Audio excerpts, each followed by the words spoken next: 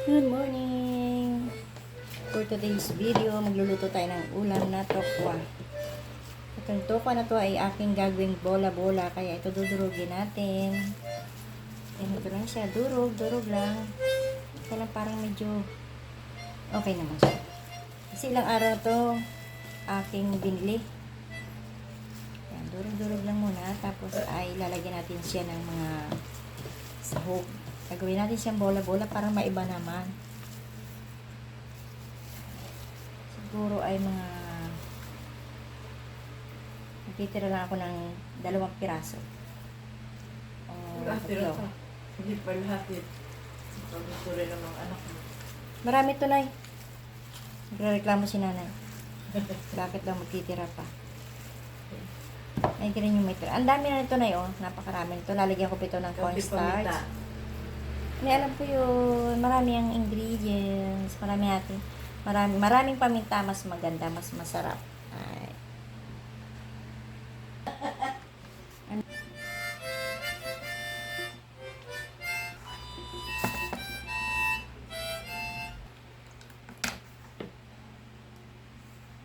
Hindi ako nakapulog.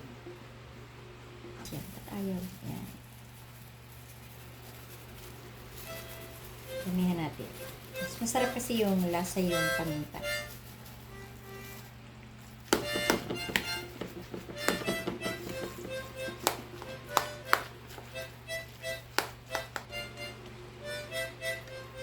Dahon ng sibuyas.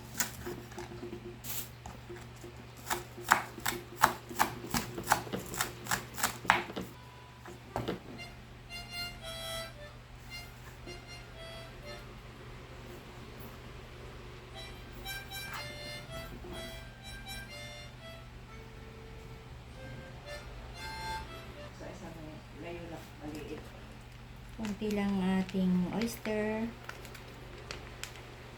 Kala ko kasi meron pa kami nito. Konti na lang pala. Kaya may nakita pa akong 1 piraso na may konti na ring laman. Okay na yan.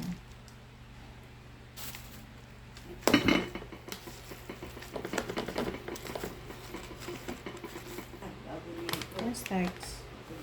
Tansyahan na lang yan. Konti lang kasi matik. Okay lang yung 3 itlog. Bakit nakatingin ka sa pindot? Mabutin natin.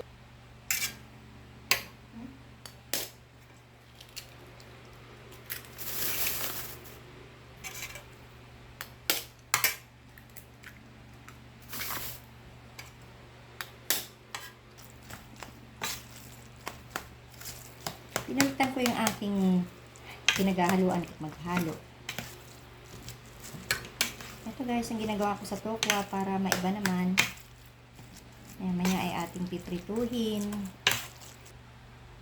Ito na guys, nakagawa na ako ng ilang pirasong bola-bola. Lagyan ko muna siya ng mantika para hindi siya dumikit. At ilalagay ko muna siya sa freezer. Ayan guys, tinatakal ko lang na ganyan. Tapos, ayan, ganyan lang siya. At lalagay ko muna ito sa freezer. Para medyo tumigas. Maging maganda yung texture.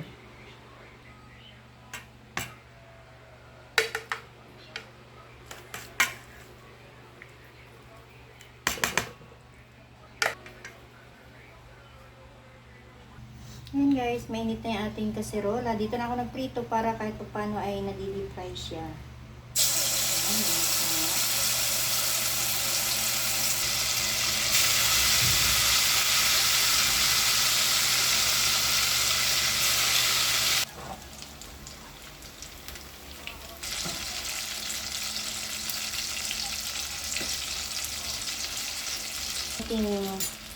konting silindo na lang.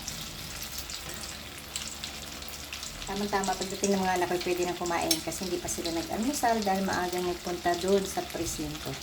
At nabutuhan kami. Tapos na, siyempre yung mga senior ay ang huling batch ng ating pinaritong tokwa.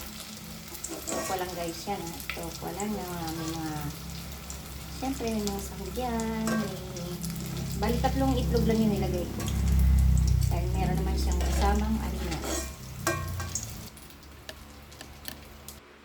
Ito na guys yung aking niluto. Tikman natin kung masarap.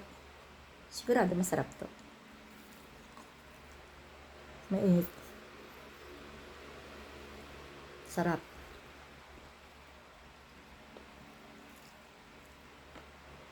Ito siya.